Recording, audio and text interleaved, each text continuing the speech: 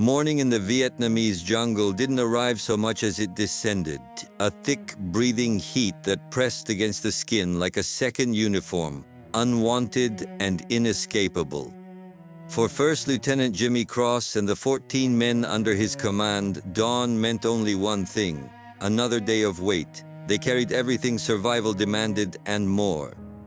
M16s, ammunition belts that bit into the flesh, canteens filled to sloshing, steel helmets, compression bandages, sea rations. They carried mosquito repellent and chewing gum and P-38 can openers that weighed next to nothing and somehow felt like everything. Each item was catalogued, deliberate, ounces converted into pounds, pounds converted into the slow, grinding erosion of the human body over miles of red clay and elephant grass. But the heaviest thing any of them carried had no weight at all. Not really. Not in any way a scale could measure. Jimmy Cross was 24 years old.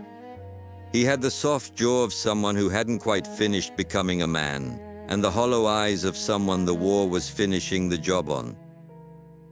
Among the folded maps and spare magazines in his rucksack, he kept her letters, Martha's letters, bound together with a rubber band and wrapped in a plastic bag to protect them from the rain. He read them every evening without fail, crouched in whatever foxhole the night had assigned him, washing his hands first with careful, almost ceremonial patience, as though the mud of Vietnam had no right to touch something she had touched. Her letters were kind. That was the word for them. Kind, and nothing more. She wrote about her professors at Mount Sebastian College, about a poem by Wilfred Owen she'd found devastating, about the particular quality of autumn light through her dormitory window. She wrote about Virginia Woolf. She never once wrote about the war. To Martha, Vietnam existed somewhere beyond the edge of the imaginable, a distant and troubling rumor, the kind of thing one read about over breakfast and then set aside. To Jimmy Cross, Martha was the edge of the imaginable, the farthest point his mind could reach before the jungle pulled it back. He had sent her a pebble once, smooth and white, shaped by the ocean. She had mailed it back to him, a joke he suspected, or perhaps just thoughtlessness. He kept it in the breast pocket of his fatigues, pressed against his chest, and touched it constantly while he walked, turning it between his fingers like a rosary bead, a talisman, a confession. In the worst stretches of the march, through flooded paddies that sucked at his boots, through triple canopy dark where anything might be waiting, he would close his eyes for half a step and find himself somewhere else entirely, walking barefoot along the Jersey shore, her hand almost in his, the war reduced to a sound too distant to name. He knew, in the rational part of himself that the army had tried to cultivate, that she didn't love him. Her letters made that plain enough, if he read them as they were written rather than as he needed them to be. But he kept reading them anyway. He kept the pebble. He kept the daydreams. They were the only weight he carried that made him feel lighter. Mid-April arrived with a sky the color of old bone and an order from battalion that the platoon received without enthusiasm: locate and destroy an enemy tunnel network south of Chu Lai near a village called Tan Ke. Standard procedure, the kind of mission that had its own terrible grammar by now, familiar enough to be routine, dangerous enough that routine offered no protection whatsoever. The tunnels were the worst of it. The procedure never changed. You assembled, you drew numbers, and whoever drew the short one stripped down to his bare essentials, pistol, flashlight, nothing else, and lowered himself headfirst into the earth. The tunnel could be empty, it could be wired, it could contain men who had been waiting in the dark for hours, who knew these passages by touch the way you knew your own bedroom. You went in anyway because the number said so, and because there was a kind of democracy to random chance that the war otherwise didn't offer. Lee Strunk drew number 17. He looked at it for a moment, then laughed. A short, genuine laugh, the kind that only comes when the alternative is something you can't afford. He muttered something nobody quite caught and handed his rucksack off without ceremony. Then he sat at the lip of the tunnel opening, let his legs drop into the dark and pushed himself in. The platoon spread out across the perimeter. They knelt in the grass or sat against their packs, weapons trained outward, and they listened. The ground breathed around them. Insects moved through the undergrowth with a sound like static. Above them, the sky pressed down, colorless and close. The imagination out there was a liability. Jimmy Cross knew this. Every good officer knew this. You kept your attention on the perimeter, on sight lines, on the specific and the concrete. You did not let your mind wander into the tunnel with Lee Strunk, picturing the way the flashlight beam would stutter across earthen walls, picturing tripwires you'd never see until you did not do that. Jimmy Cross watched the tunnel opening. He watched it for perhaps 30 seconds. Then, without quite deciding to, he was gone. He was standing on a beach in New Jersey. The light was clean and horizontal, the kind that arrives just before evening. Martha was beside him. Not the Martha of the letters, cautious and friendly and careful, but a Martha he had constructed from smaller evidence. A photograph, a particular turn of phrase, the fact that she had sent him an ocean pebble for reasons he had never stopped trying to understand. In his daydream, she was barefoot, and her feet left shallow impressions in the wet sand that filled slowly with water after she stepped away. He was not a lieutenant here. He was not responsible for anyone. The war was not a sound or a smell or a weight. Around him, in the actual world, 14 men were watching the jungle and waiting for Lee Strunk to come back from underground. Their palms were wet. Their breathing was shallow. Lieutenant Jimmy Cross, who was responsible for all of them, was standing in fantasy on a shore 3,000 miles away, holding a ghost of a girl's hand, floating free of every burden. 5 minutes and 20 seconds after Lee Strunk disappeared, a mud-covered head emerged from the tunnel hole like something being born from the wrong direction. He came up grinning, the grin of a man who has stared at the particular darkness reserved for him and found it empty. He was filthy. He was alive. The release of tension moved through the platoon like a physical thing. Men who had been kneeling straightened, shoulders dropped.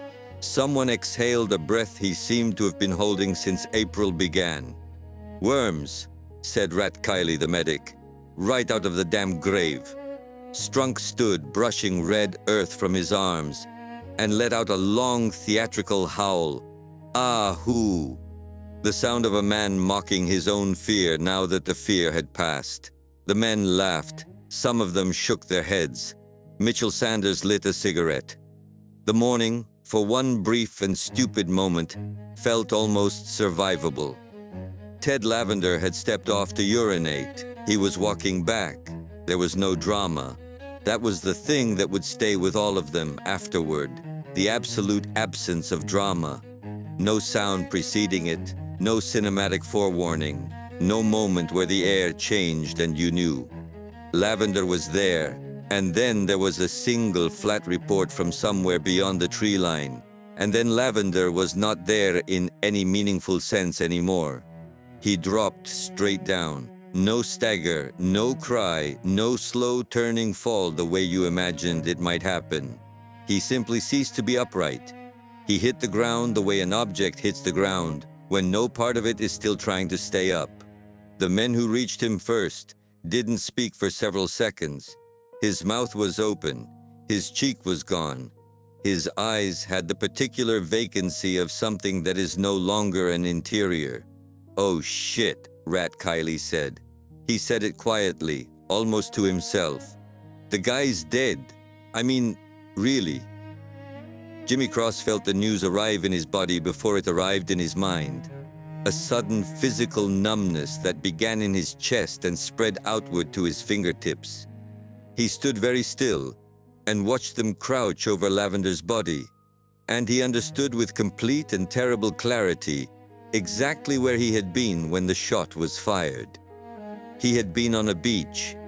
He had been holding a pebble and dreaming about a girl who sent him friendly letters and did not love him, and while he was doing that, a 22-year-old man who was afraid of everything and carried tranquilizers to get through the day had been walking through an open field with nobody watching his six, and now Ted Lavender was dead weight on the ground, and it was his fault, and the math of that was very simple, and he would be doing it in his head for the rest of his life.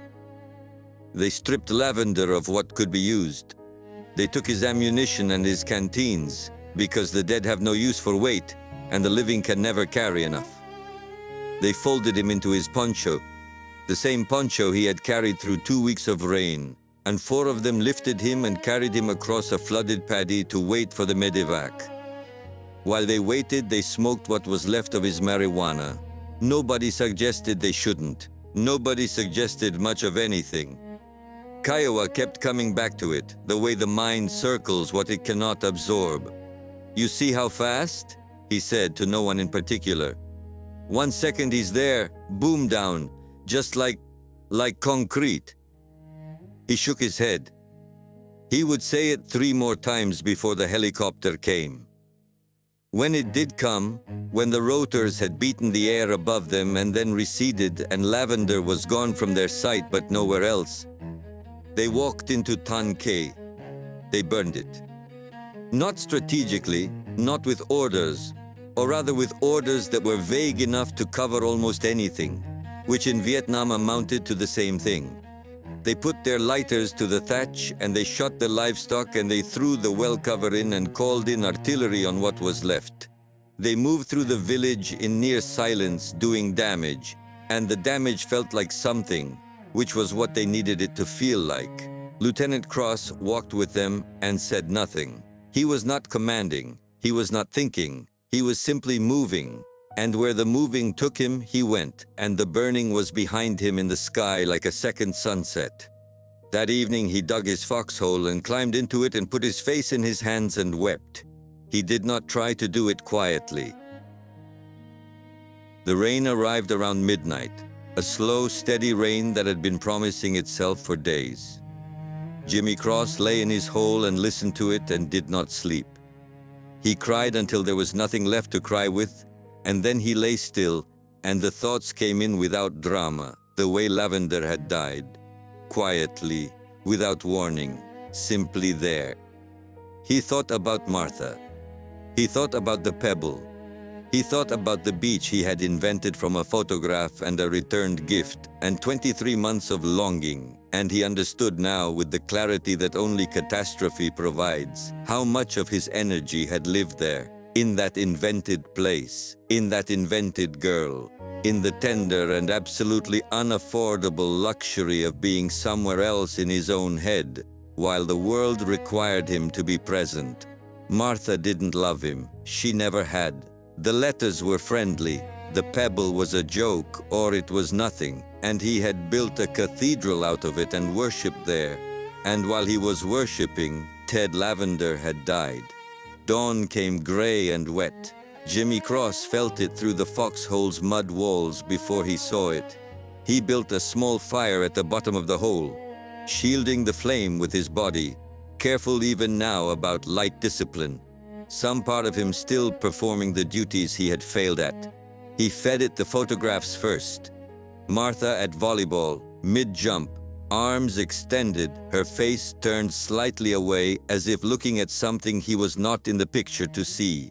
The portrait, formal and distant. He watched the paper catch and curl and blacken and become something he no longer had to carry. Then the letters, one by one. He knew what this was. He knew it was gesture, symbol, the kind of thing that didn't actually change anything. The guilt would remain. Lavender would remain dead. Nothing about burning paper made him less responsible for what had happened in that field. But a gesture sometimes is what the mind requires to move from one version of itself to another. He watched the last letter become ash. No more, he told himself. No more daydreams. No more poems. No more anywhere else. He sat with the dying fire for a while. When he climbed out of the foxhole, the rain was still falling and his men were beginning to stir in their holes. And the day was exactly as gray and dangerous as every other day, and he felt something in his chest that was harder than it had been the night before. Not healed, not resolved, harder. He unfolded his maps. He studied the terrain between where they were and where they needed to be, and he planned the march with the kind of attention he should have been giving it all along. When he woke his men, he did not soften it. He looked at each of them, held the look until they were fully awake, fully with him. And he did not look away, and he did not apologize, and he did not smile. There would be new rules, weapons cleaned and inspected every morning. No gear discarded to lighten the load, no matter how brutal the march. No shortcuts, no compromises, nothing that might widen even by a fraction the margin in which men died. They would hate him for it, and they were entitled to. Hating their lieutenant kept men alive sometimes, kept their attention on something close and manageable when the larger thing, the war, the jungle, the randomness of sniper fire, was too large to be managed at all. He could be that for them. He could be the thing they resented. It was, he had finally understood, a form of service. He shouldered his rucksack.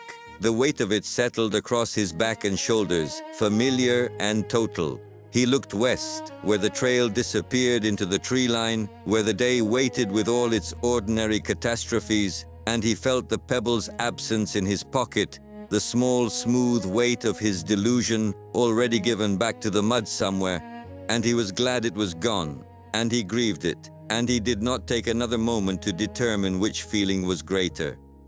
"Saddle up," he said.